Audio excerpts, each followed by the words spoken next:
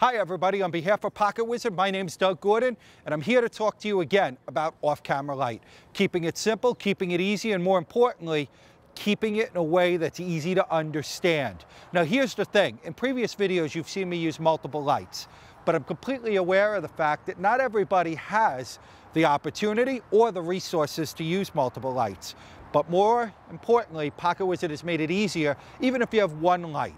If I have a choice between getting two flashes and get a Pocket Wizard to work with off-camera lighting, I'm always going to choose the Pocket Wizard, okay? Because it's going to make it easier for me to move around and function the way it works. So with that being said, what we're doing and setting up now is one off-camera light here. I want to be able to create something that's most importantly going to darken the sky and bring depth to it. So what I'm looking for is, I'm obviously, because of how bright the sunlight and everything is behind me, we're going to go and we're going to work with a higher shutter speed. So I'm going to work at a minimum of 1/25th, most likely between 1/25th to 2/50th using a high-speed sync. I'm working with the one Pocket Wizard right on camera. I'm using my AC3 unit, and I'm going to work with one off-camera light. Now, the light here, I'm going to set in manual mode. I'm going to set it at 1:1.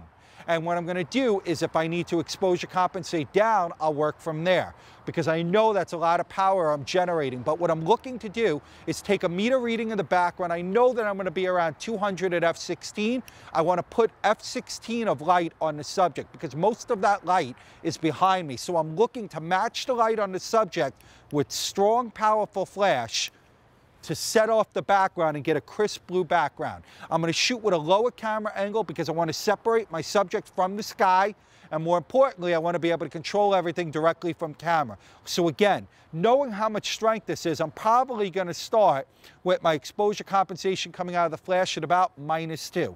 I already set my camera in my pre-settings. I'm guessing that it's going to be at about 160 at f16. That's where I commonly shoot these type of scenes with. So Jared's going to come on in. We're going to work with him in sunglasses because we want to give him, again, that strong, powerful look, basic pose, basic setup. Going to back you up just a tad. Again, pointing the foot forward, tilting your head to the right.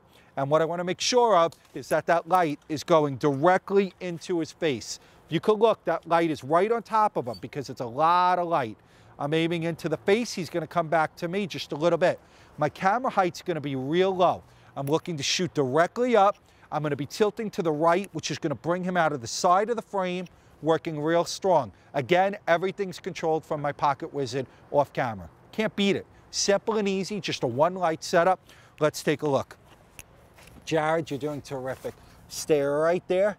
Chin up a little bit. Good, serious, no smile. Tilting to the right.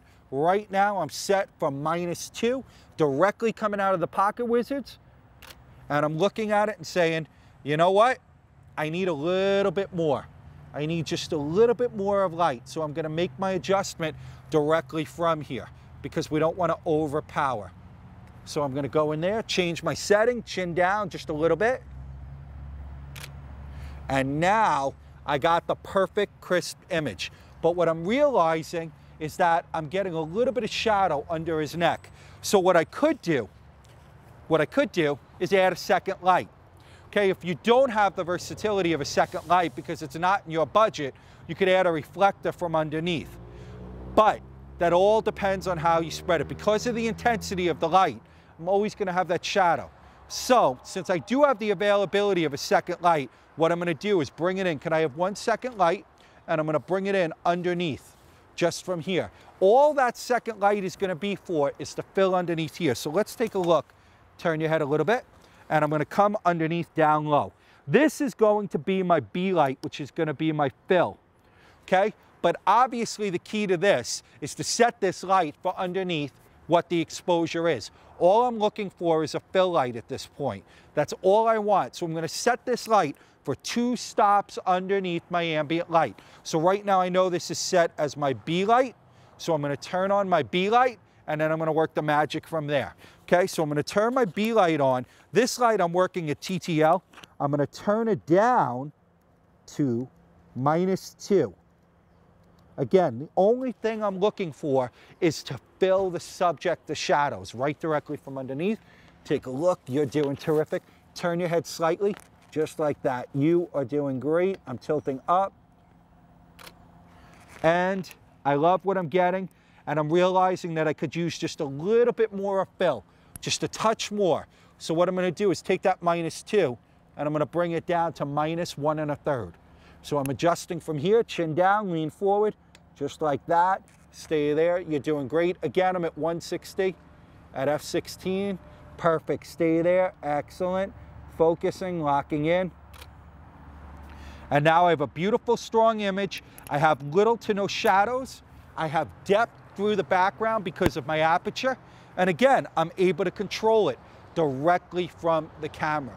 Remember, PocketWiz is about making things easier for you. You want to be able to control as much as you can from the camera without walking away and making settings changes. Time is money. I can't stress that enough.